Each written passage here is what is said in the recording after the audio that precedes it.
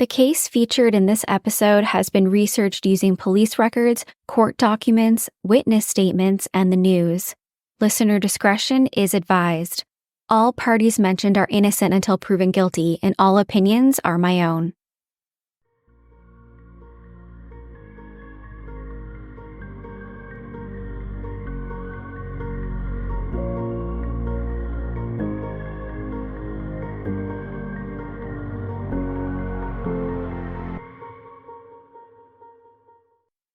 Hey everyone, my name is Nikki Young, and this is Serial Napper, the true crime podcast for naps.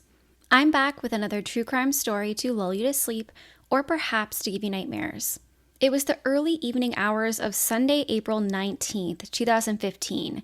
Vincent Viafore and his fiancee, Angelika Graswald, were trying to enjoy a kayaking adventure in the Hudson River, but the water was cold and choppy, and they were not adequately prepared for the conditions.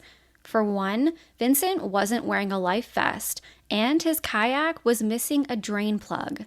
As they tried to cross the river, leaving from Bannermans Island and heading towards Plum Point Park, disaster struck. Vincent's kayak started to take in water, eventually capsizing, leaving him to drown in the choppy river. Angelica called 911 on her cell phone from her kayak, but by the time emergency services arrived, it was far too late to save her fiancé. His body wouldn't be recovered from the water until a month later. When Angelica was questioned about how things had taken such a tragic turn, she made several statements that raised the alarm and had detectives wondering whether this was truly an accident or if she had planned his murder. Then there was the detail about the missing drain plug, which she admitted to removing from his kayak herself. And then there were witnesses who claimed that they saw her pull Vincent's paddle away from him intentionally, keeping him in the water. Her motive? A $550,000 life insurance policy, according to investigators. So, dim the lights, put your phone down, and listen to the story of Angelika Graswald, dubbed the Kayak Killer by the media, who some believe was treated unfairly because she's a woman, while others think she got away with the perfect murder. So, let's jump right in. Angelika Graswald grew up in a middle-class family in Latvia. Her father was a police officer for a time before changing careers to work as an administrator at a trucking company. Her mother was a homemaker who was very much in charge of child rearing. Angelica always enjoyed spending as much of her time outside as possible, whether it was swimming, fishing, or camping. She was very much the kind of person who was always looking for her next adventure. So, after graduating from university, she decided to place an ad in the newspaper looking for employment as an au pair. Working for a family as an au pair would offer her the chance to travel and see the world, maybe even learn a new language. She was excited just thinking of all of the possibilities. She landed her first au pair job working for a Norwegian family who was living in Greenwich, Connecticut, her chance to experience living in the United States. While she enjoyed being abroad in North America, she found the job to be challenging, so after just 6 months, she quit, and instead, she applied to work at a local bar. This would allow her to stay in the States while having a much better work-life balance. Over the course of the next decade, while still living in America, she would be married twice and divorced twice. She was young and lonely without having her family around her, so things seemed to move quickly in her romantic relationships. Unfortunately, they just didn't work out, but she had a lot of positives in her life too. She found a passion for photography, and she had the opportunity to take some courses online, landing her a job as a camera operator for some time. Even after that employment ended, she never stopped taking pictures. She loved to document the beauty of seemingly mundane things around her. Angelica began volunteering at Bannerman Castle, which is this beautiful, historical, abandoned military surplus warehouse that looks like a castle. It's located on a small, picturesque, non-inhabited island in New York. While working as a volunteer there, She took beautiful photos of the gardens and the river, and she even gave the other volunteers discs containing all of the photos for them to have as a keepsake. She was known as a charming, sweet, hardworking, and vivacious young woman who was generally just very kind to the other volunteers and visitors to the castle. In September of 2013, while she was working at Fishkill Restaurant, 36-year-old Angelica met and began to date 46-year-old Vincent Viafore. Though she was 10 years his junior, she was actually older than the girls that Vincent typically liked to date, who were quite a bit younger than him, like in their 20s. Vincent and Angelica had a lot in common. Not only did they both love the outdoors, but they had both been divorced twice before, and now they were looking for a fresh start for the real thing. According to friends around them, they just couldn't get enough of one another. They wanted to spend every minute together. Vincent really seemed to have his life together. He had a great job working with the NYS Office of General Services Design and Construction Department as a certified code enforcement official and a senior project manager for over 20 years. He was also well liked by just about everyone, including his ex-wives, who he was still on good terms with, and he also had a large group of friends. He was known to be the life of the party. His sister would say, quote, "Vinny was a good-hearted person. He loved life, loved people. He would be the center of attention everywhere he went. He would do anything for anybody." Things moved quickly between the couple. Within just a few weeks of meeting, Angelica moved into Vincent's condo, and then just 5 months later, he proposed to her with an onion ring at a hibachi grill. They seemed to be very much in love and happy together. They had plans to marry the following summer in Latvia, but shortly before the wedding, they called it off. According to those closest to the couple, they had begun fighting a lot, and there were even times when Vincent had threatened to throw Angelica out of the condo. Later, Angelica would accuse Vincent of pressuring her to do things in the bedroom that she wasn't comfortable with, like having her be submissive to him and also participating in threesomes, which just wasn't her jam. Still, they stayed together and they tried to work it out. And that brings us to April 19th, 2015, the day of the kayaking trip.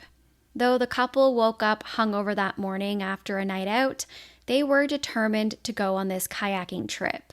It was an unusually warm and pleasant day for mid-April, but the weather was supposed to turn bad later that evening.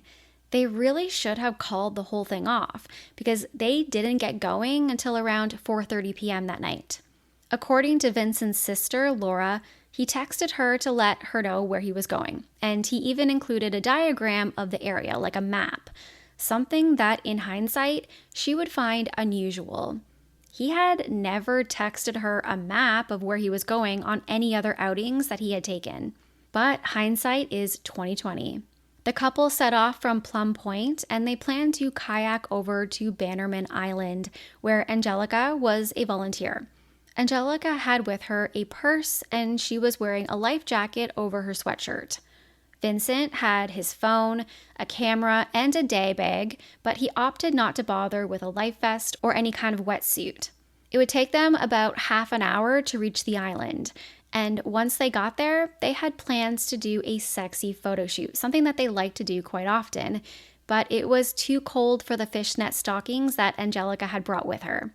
Instead, they walked around the island, drinking a few beers and taking a few less sexy photos of each other.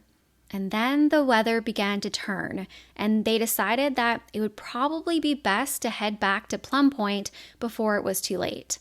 They got into their kayaks, and they headed down the Hudson River just after 7 p.m.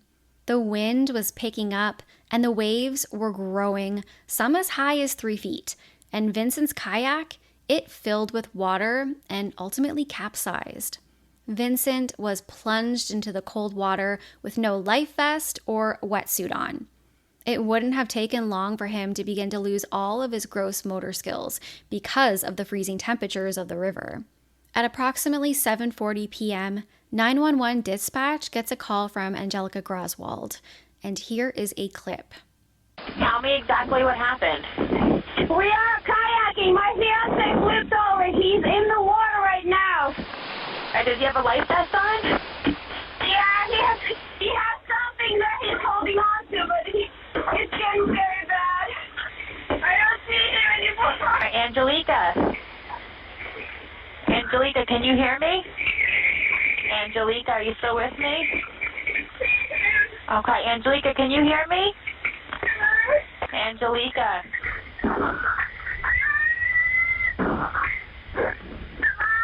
And can you hear me?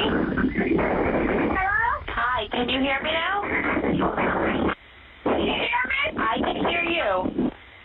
I don't see him anymore. Okay, did he have, okay. All right, we've got help on the way, okay? Did he have a life jacket on when he flipped over? He had a little, like a floating thing. He didn't have a vest. It wasn't a vest, but he had something to hold. He was something that helped him float. But I don't see him. Oh my God. Can you make your way over towards the Cornwall Yacht Club where you see all the lights? Yes. Yes, start paddling over towards that way, okay? I'm not worried about myself. I'm worried about him. No, I understand.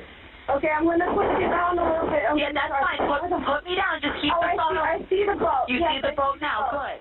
Now, if you're having a hard time hearing what's happening on the call, I'll summarize it for you. Angelica tells the dispatcher that her fiance's kayak has slipped over and he's drowning in the river. She gives them their location and she tells them to just send anybody who could help. It sounds like she's trying to get her kayak over to him because while he doesn't have a life jacket on, he's trying to hold on to a small floating cushion, but the waves are washing her further away from him. Later into the call, she's crying and she says that she can't see Vincent any longer.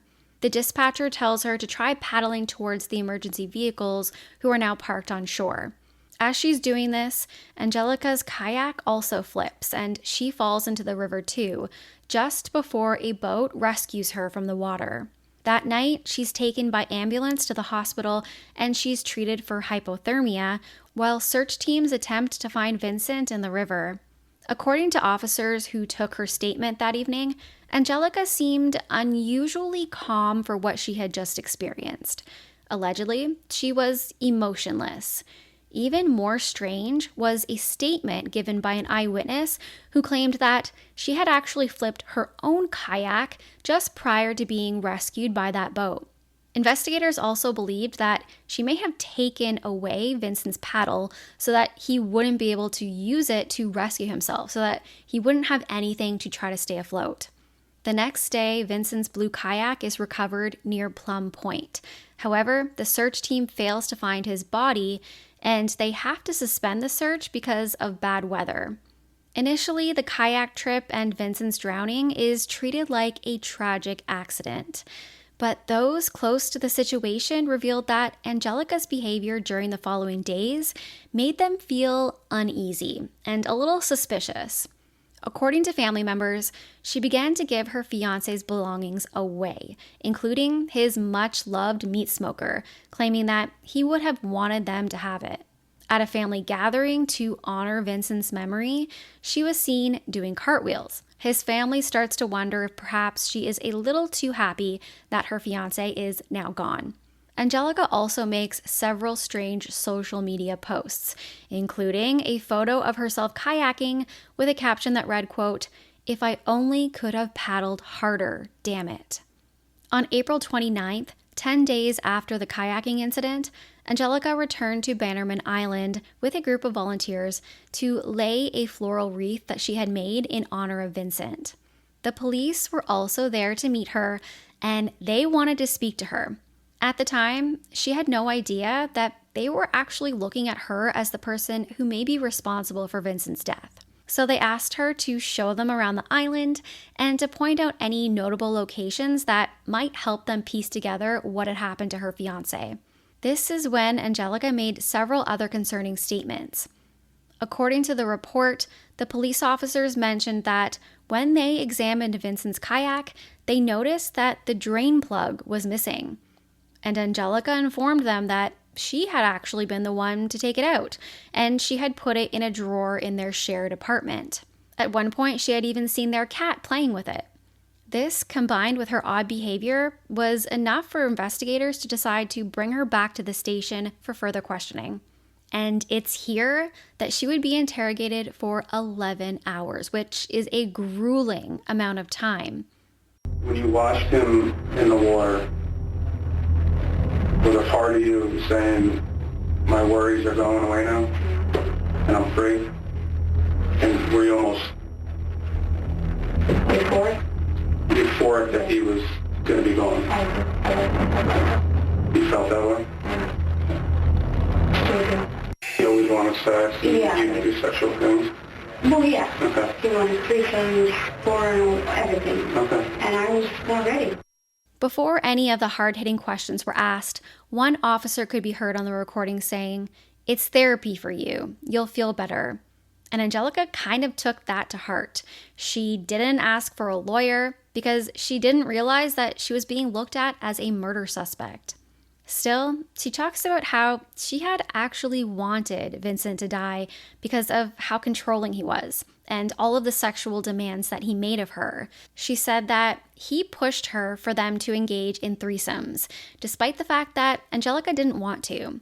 According to her statements, he wanted her to be submissive in the bedroom, and he wanted to dominate her, which made her extremely uncomfortable, and it caused them to fight. She alleged that he was kind of addicted to porn, and he wanted to reenact situations that he saw in these porn videos.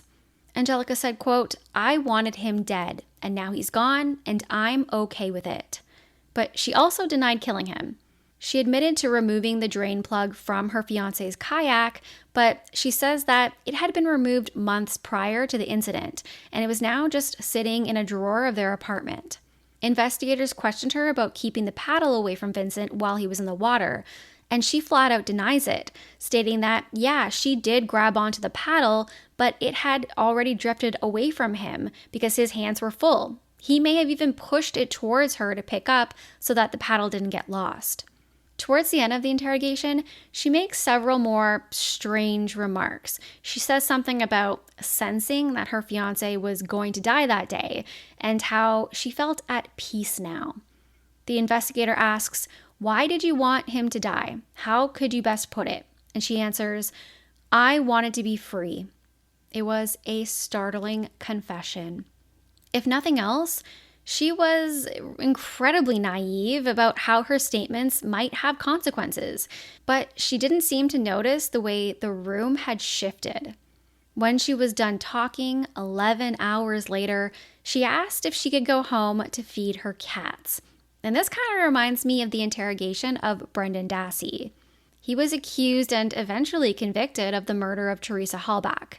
He was 16 years old when he was questioned by the police for hours without his mother present or a lawyer present. He also has a very low IQ, and it's evident in the way that the questions were presented that he was being led towards a very specific narrative. There were things that they wanted him to say, and they were setting him up to say. At the end of his interrogation, when he has now admitted to murder, he asks if he can go home and watch wrestling. He has no idea of what has just happened. Brandon would spend the last 18 plus years trying to exonerate himself and to get out of prison. When Angelica's interrogation was over, they put her into handcuffs and they told her that she was being arrested for the murder of her fiancé. She would later say that it wasn't until that moment that she realized she was a suspect in his death. Angelika Graswald was charged with second-degree murder and eventually manslaughter. They believed that she had deliberately removed the drain plug for his kayak so that it would fill up with water and capsize. They also believed that she had tampered with his paddle by removing the ring that secured it together. And then when he fell into the water, they believed that she kept the paddle away from him so that he couldn't hold on to it and would ultimately drown. The motive? 2 life insurance policies totaling around $550,000. Vincent had added Angelica as the beneficiary of the policies just months after they began dating. It's a lot of money for most people, but especially for Angelica, who came from nothing and owned nothing of value. She would plead not guilty to the charges of murder in the second degree and manslaughter in the second degree.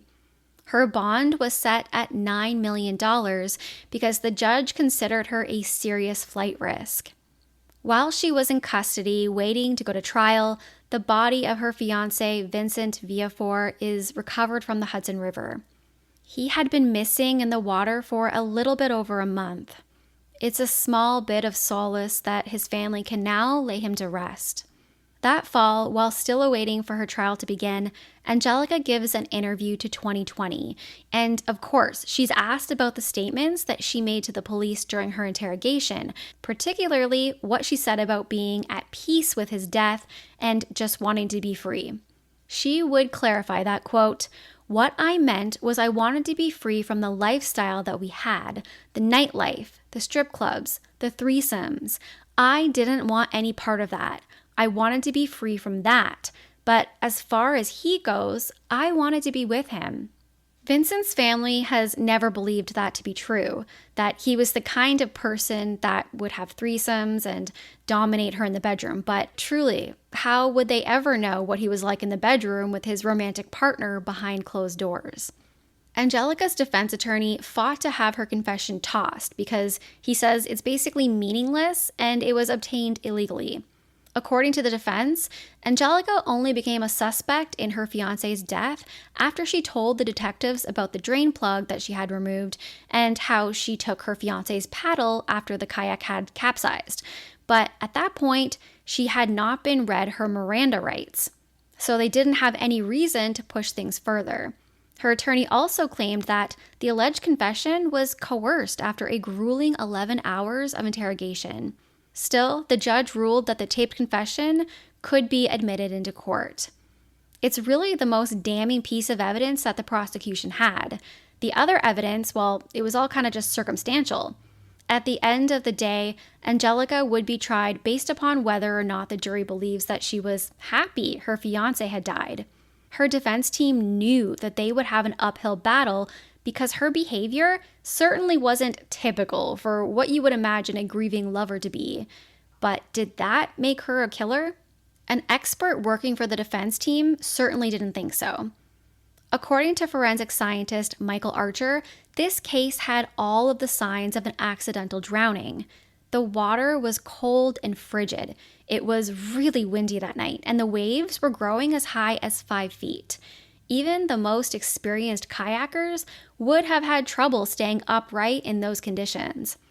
Vincent didn't have a life jacket on or wasn't wearing a wetsuit, so he would have lost most of his bodily functions within minutes of falling into the water. It would have made it nearly impossible for him to swim or to hold on to anything. Combine that with the fact that they had been drinking beer when they were walking around the island just moments before, and that it could all add up to an accidental death. But what about that drain plug, which Angelica had admitted to removing during the off-season and then putting into a drawer? During reenactments of the situation, keeping the drain plug out of a kayak that they used to test to see what would happen, the water that the kayak took on was very minimal.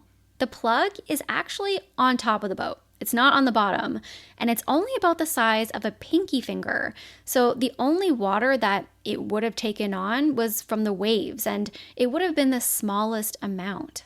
These experts believe that the kayak actually took water on from the cockpit, where Vincent had been sitting. It's obviously the biggest, widest opening, and that would have been due to the weather conditions. It would have been due to the wind causing the high waves, not by human action. Police also allege that Angelica had tampered with the paddle by removing the ring that kind of holds the two ends together. But according to the experts, the paddle performs perfectly fine even without that ring. And even if Angelica hadn't taken the paddle out of the water, if Vincent had been able to hang on to that paddle, it likely wouldn't have been enough to save him. Not without a life jacket. Any significant amount of weight on the paddle would have instantly sunk it, and they tested this using a brick, which is much lighter than the body of a human being. Still, the statements made by Angelica didn't look good, and the defense team knew it. So, when the prosecution offered a plea deal, her attorney encouraged her to take it.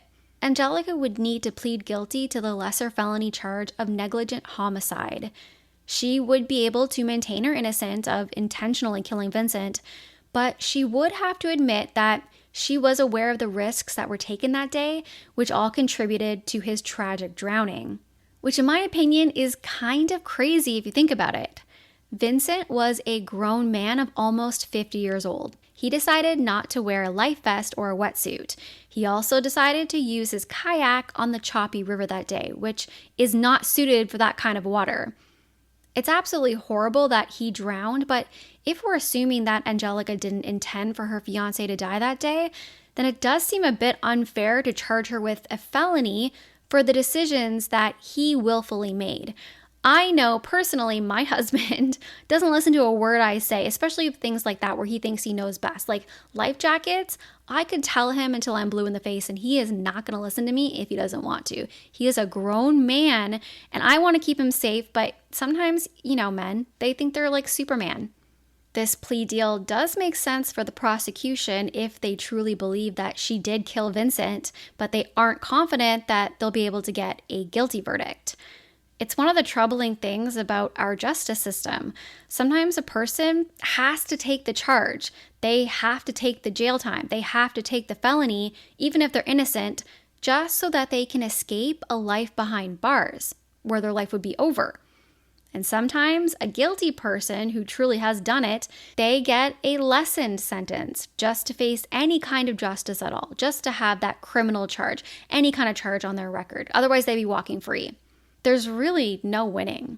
Angelica's attorney, Richard Portal, would give the following statement. Quote, "She loved Vincent. She cared for him. Never in her wildest dreams did her conduct cause his death. But after 27 months in jail, Graswald now understands her decisions started a fatal chain of events." With the accepted plea deal, a jury would never hear the recording of that 11-hour interrogation. It may have been the best decision for her because it's difficult for many to understand how someone who has just tragically lost their fiancé could act so cold, so calm, and even euphoric after their death. Angelica believes that part of the reason why she appeared so careless was mostly due to her upbringing. She said, quote, "Russian women are not meant to be seen crying or as weak or broken." Angelica would be sentenced to serve 1.5 to 4 years in state prison, the maximum allowed for criminally negligent homicide, but she would be released after serving just over 2.5 years. In the end, she would also be able to collect on Vincent's life insurance policy, at least a portion of it, though the amount that she did receive has been kept confidential. For obvious reasons, typically convicted murderers can't financially benefit from the deaths of their victims. I mean, that's kind of clear. But because she took this plea deal for negligent homicide, she was able to cash in on her portion. Vincent's family did file a wrongful death lawsuit to try to prevent her from getting any of his insurance money, but they did withdraw their case, and it appears that now they just want to move on with their life. Because she accumulated nearly $500,000 in lawyers' fees during the trial, it's probably safe to assume that any money she did inherit went directly to paying her legal team. So now I turn it back to you. Do you think that Angelica intentionally tried to have her fiancé killed? And if not, do you think that she should have been held criminally responsible for the things that she did admit to doing, like removing the drain plug or holding onto the paddle? Let me know what you think. That's it for me tonight. If you want to reach out, you can find me on Facebook at Serial Napper. I also have a Serial Napper true crime discussion group. It's called Serial Society, and you can also search for it on Facebook. I'd love to chat with you about this case, all of the cases that I cover, and everything else going on in true crime. You can find my audio on Apple, Spotify, Amazon, or wherever you listen to podcasts. I post all of my episodes in video format over on YouTube, so go check it out. And if you are watching on YouTube, I would love if you can give me a thumbs up and subscribe because every little bit helps, trust me. I'm over on X, formerly known as Twitter, at serial_napper, and I post things on TikTok, Serial Napper Nick, and that's all one word. Until next time, sweet dreams, stay kind, especially in the comments. Bye.